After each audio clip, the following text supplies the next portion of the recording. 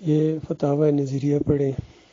میاں نذیر لکھتے ہیں، بریلویوں کو جواب دیتے ہیں کہ تم جو نبی علیہ السلام کو ہر جگہ حاضر ناظر مانتے ہو، یہ صحیح عقیدہ نہیں ہے۔ اگر ہر جگہ حاضر ناظر ہوتے تو یہ کیوں کہتے کہ من صلی علیہ عند قبری سمیتہو، جو میری قبر کے اوپر آ کے صلاۃ والسلام پڑھتا ہے اس کو خود سنتا ہوں۔ یہ قرآن کا کفر ہے، صحیح حدیث کا انکار ہے۔ نبی علیہ السلام اس قبر کے اندر، مدینے والی قبر میں زندہ نہیں ہے، وہ جنت الفردوس میں ایک اچھا مقام ہے، الوسیلہ اس کا نام ہے، وہاں زندہ ہے۔ سارے شہید بھی اسی طرح جنتوں میں زندہ ہیں، جنت کی نہروں کے اوپر آتے جاتے ہیں، اور عرش الہی کے نیچے سونے کے محلات ہیں، وہاں وہ رہتے ہیں کہ معمولی رتبہ ہے۔ باقی جن کا یہ عقیدہ ہے، اشرف علی تھانوی کہتے ہیں کہ میرے دادا ایک قافلے میں تھے اور ڈاکوؤں نے لوٹنا چاہا اور لڑائی میں وہ مارے گئے۔ پھر حدیث پیش کی کہ نبی علیہ السلام نے فرمایا من قتل دون مالہ وہو شہید، جو اپنے مال کی حفاظت میں مارا جائے وہ شہید ہو جاتا ہے۔ کہتے ہیں اس طرح شہید ہو گئے۔ رات کو مٹھائی کا ٹوکرا لے کے آئے دادی کے پاس، اور دادی سے کہا کہ اگر کسی کو نہ بتاؤ تو میں روزانہ ایک مٹھائی کا ٹوکرا لے کے آیا کروں گا۔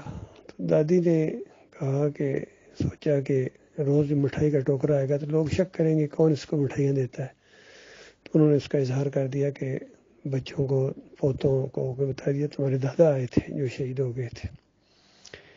اسی طرح شاہ ولی اللہ جل حدیثوں کے بھی بڑے ہیں، بلکہ سب کے بڑے ہیں۔ دیوبندی کہتے ہیں ہمارے بڑے ہیں، بریلوی کہتے ہیں ہمارے بڑے ہیں، وہ بھی اسی طریقے سے کہتے ہیں کہ میرے والد صاحب فوت ہو گئے تھے اور میری ایک بھتیجی تھی جو بیمار تھی، تو بیداری کی حالت میں آئے اور آ کے بھتیجی کو یعنی اپنی پوتی کو کہا کہ بس صبح تک تم بالکل آرام پا جاؤ گی، اس تکلیف سے نجات پا جاؤ گی۔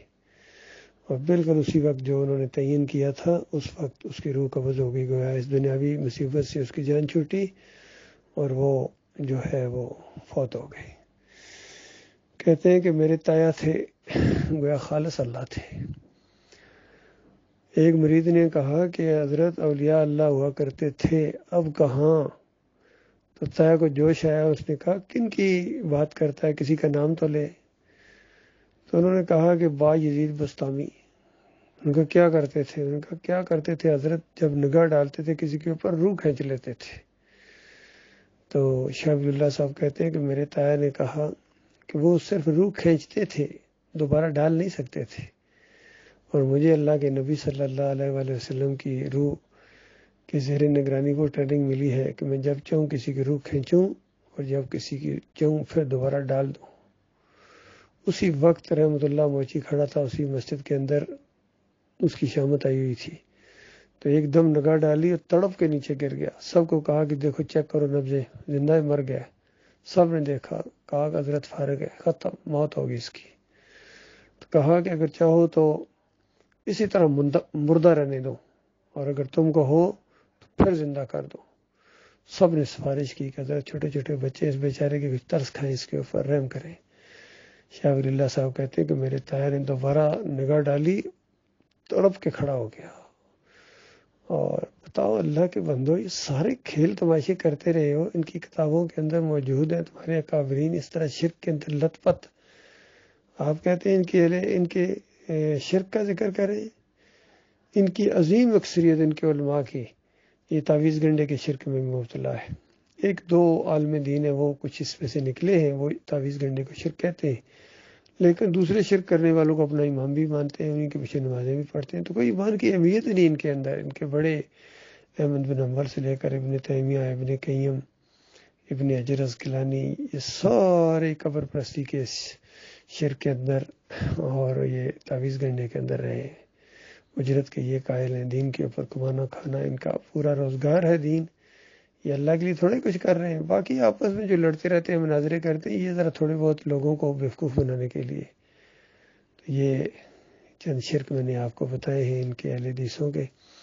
ان کے ایک سپوکس مین ہیں توصیف الرحمان، یہاں سعودی عرب سے تقریریں کرتے ہیں، چیخ چیخ کے بریلیوں اور دیوبندیوں کے خلاف بولتے ہیں، ان کی کتابیں لہرا لہرا کے دیکھتے ہیں، دیکھو یہ شرک ہے تمہارے اندر۔ اور خود زور دیتا ہے کہ نبی علیہ السلام نے فرمایا کہ جو دور سے صلاۃ والسلام پڑھتا ہے فرشتے لے کے آتے ہیں، قبر میں پہنچا دیتے ہیں، یہاں قبر کے اندر برزخ ہے۔ تو اس طرح ایک شرک کا رد کرتا ہے، دوسرے شرک کی تائید کرتا ہے توصیف الرحمان۔ ہمارے ساتھیوں نے ایک دفعہ پوچھا یہ جو اجرت لیتے ہو اس کے بارے میں قرآن کی کوئی دلیل؟ کہتا ہے وہ فلاں کتاب پڑھ لینا۔ ان کا تم بتاؤ کہ قرآن کی دلیل دو حدیث کی، نہیں اس نے بتایا، بس وہ فلاں کتاب پڑھ لینا جی، وہ مولوی صاحب کی کتاب پڑھ لینا، یہ جواب ہے اس کا۔ یہ سارے حرام خور ہیں، عقیدے بھی خراب ہیں ان کے اور دین بیچتے بھی ہیں۔ تو اس میں سے کوئی ایک بتاؤ، کسی کا نام لو۔ باقی آپ نے اہل حدیثوں کا ذکر کیا، ان کا شرک میں نے آپ کے سامنے واضح کر دیا ہے۔